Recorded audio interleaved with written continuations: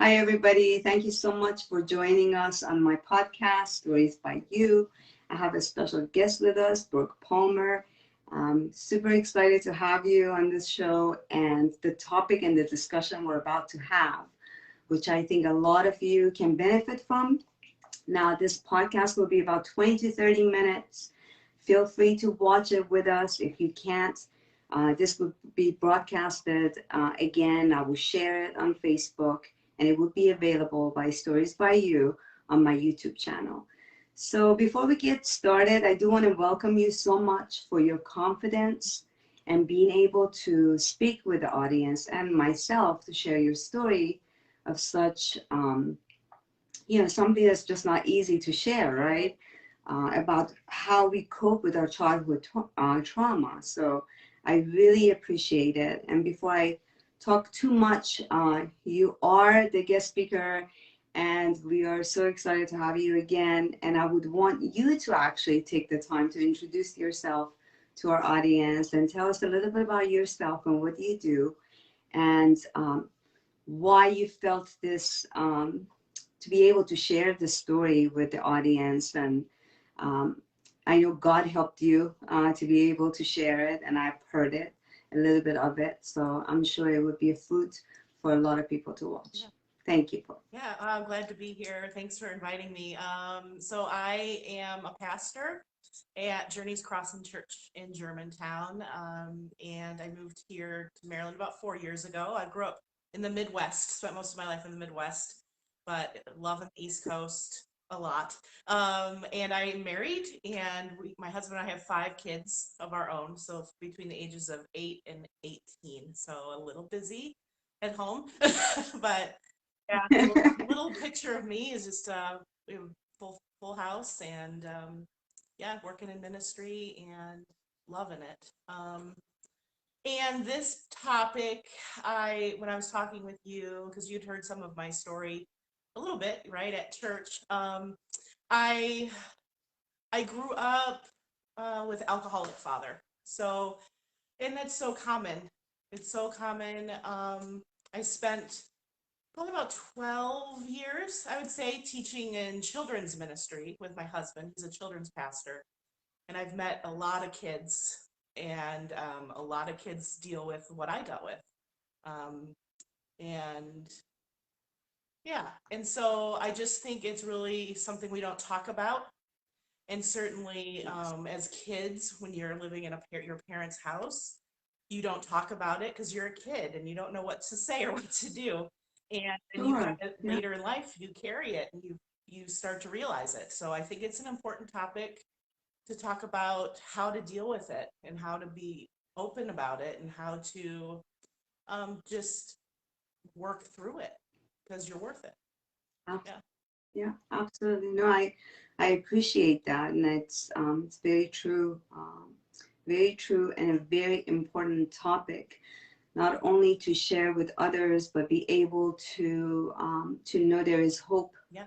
And there are people that are dealing with some battles that we are unaware of. So that's why kindness goes a long way, and giving each other grace, and really try to understand each other's story. And so I appreciate it. So with what you just shared with us, how do you think your history with alcoholism in your family affects your ability to actually express your emotions during difficult times?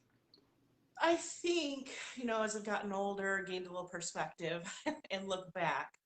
When I was very young, I had a lot of trouble, or I didn't really want to share like things I was feeling it with stuff with my dad. It was my dad who struggled with alcoholism. I didn't really want to share it. I kind of wanted to keep it to myself because I was a kid, right? And you don't know what, you don't know what to do. And so when you're young, you learn how to do things, right? You learn how to do everything, anything, walk, talk, how to do everything. And and so as I got older, that was just a pattern, that I learned. Like you don't share a lot of things, like or how do you know who to trust with a lot of things, um because every once in a while along the way, I would share things going on at home, and specifically with a counselor in middle school, just shared some things, and it didn't go well. Immediately, my mom was called in, and I felt guilty, and I felt um, like, who do I trust? And so I think even into my adult years, then it became, well, who do I trust? Nobody, Mm-hmm. It's just I Right. don't trust anybody. And so then you bottle the emotions up inside, and you hold them, and that is so unhealthy. It's just so unhealthy. Um, and so what I'm learning even now in my 40s, in my early 40s, and I'm learning finally that not dealing with those emotions has just caused so many bad habits. And my brain just automatically thinks in ways that aren't healthy.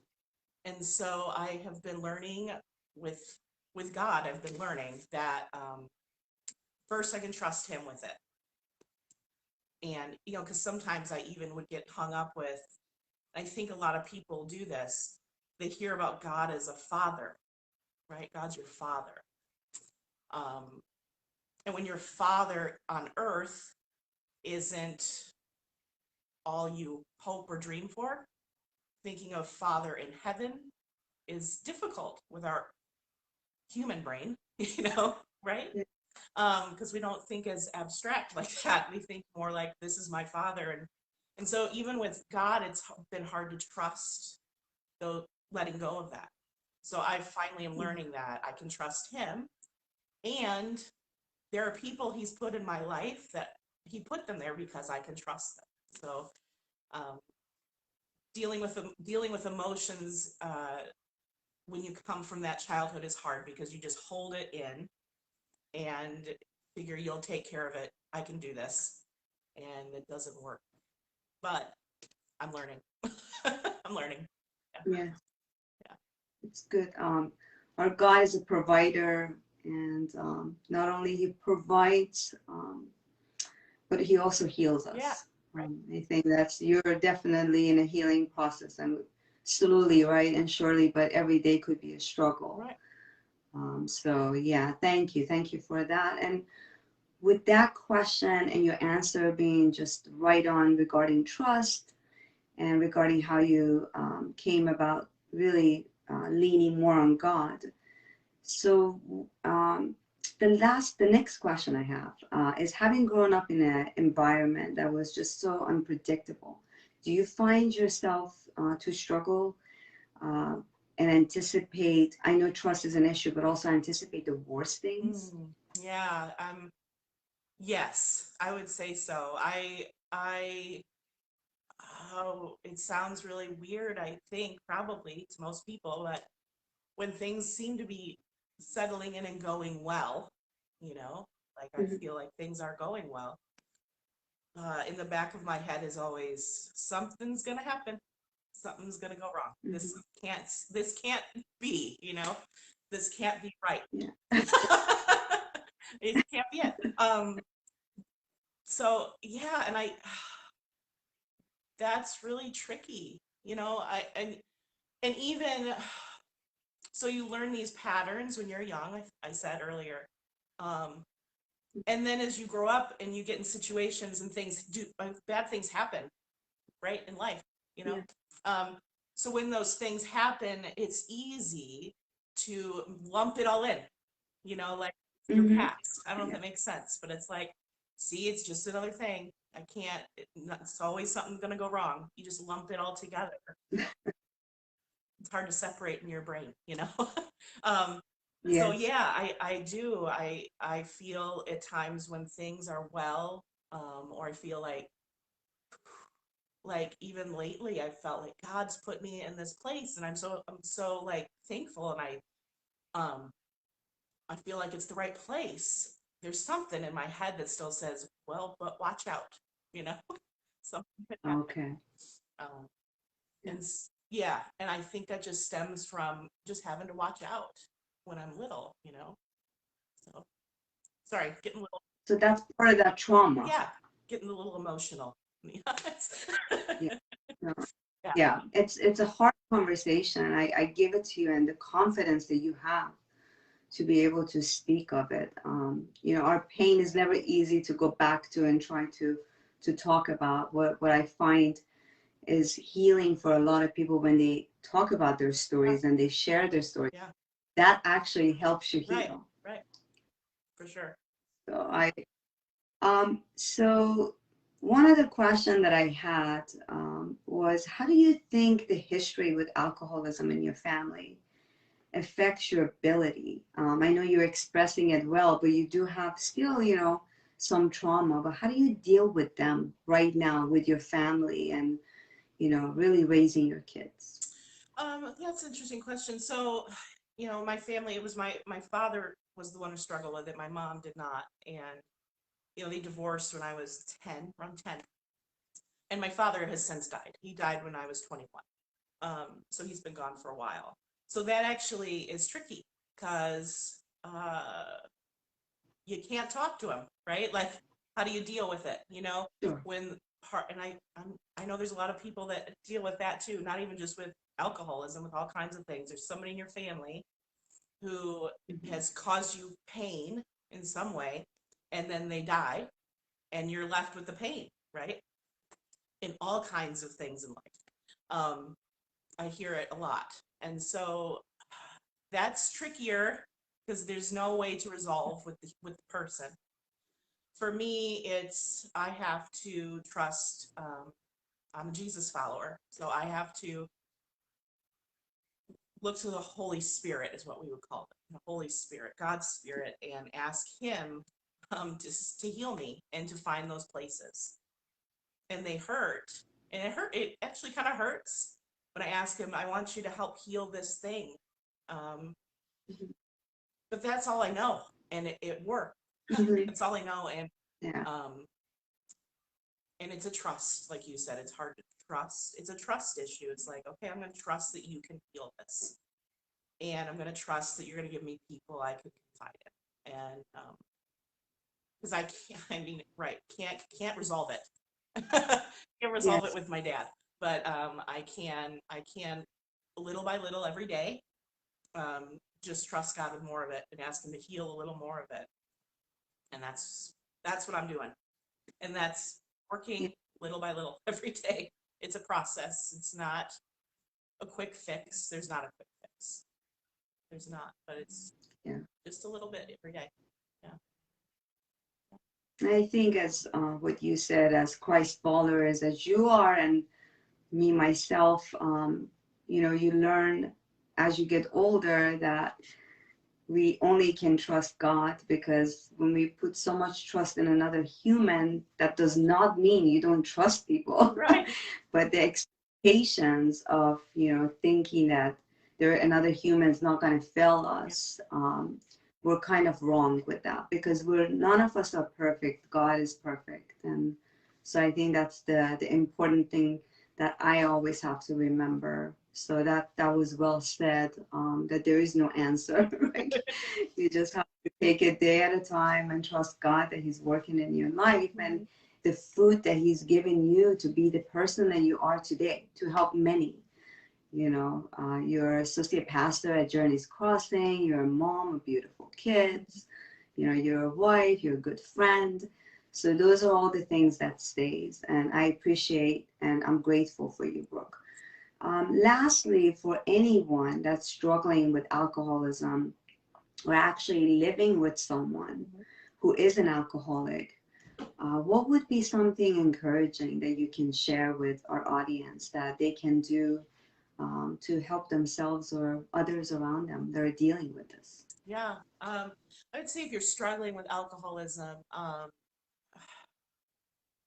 one thing is to realize that it's not too late ever to make a change one day at a time. Hmm. I used to remember, I remember when I was young talking to my dad, and he would have moments where he was more sober than others. And I remember talking to him and saying, "Why do you do this? Like, why do you keep doing this?" And he said, I don't really know. I just it's like the car almost drives to the bar. I don't know. I don't know any other way. And that's so hopeless. Um, and so if you're someone struggling with it, I would encourage you to just one day at a time. You can change. There is hope, and there is a God who loves you. Um, and if you mess up today, tomorrow it's not too late. You know, it's never too late. If you're living with somebody who is an alcoholic,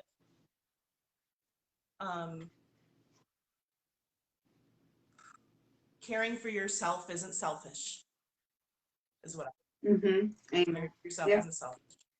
When you live with somebody who is stuck in that pattern, it's easy to just try to constantly be fixing them, covering up for them, focusing all on them, or if you're a parent with kids in a home, trying to constantly cover up and protect. It's self-care is not selfish, because you're worth caring for too. So that's what Yeah. And, you know, I think based on some of the studies that people talk about it, it is a disease. So it's not like it could be genetic, something that's, you know, being passed along, and no one's ever broke that cycle, and people don't get the help early on. But there is always hope out there. There's so many support groups, and rehabs that you can overcome as well. So with that, thank you so much, Brooke. If people want to get a hold of you, what would be the best form? You can find me here on Facebook, and or you can my contact info is on our church website, so journeyscrossing.org. You can find me on the staff there, so all of my stuff's there. Yeah. Sounds good. And then you guys can reach out to me if you're unable to reach Brooke, and I will provide you her information. She's been gracious this morning to share her story, as hard as it was. So I hope you found this encouraging. Please like or comment and subscribe to the channel. As always, thank you so much. Have a blessed week. Thank you again. It was great talking with you. And see you soon, I guess, on Sunday.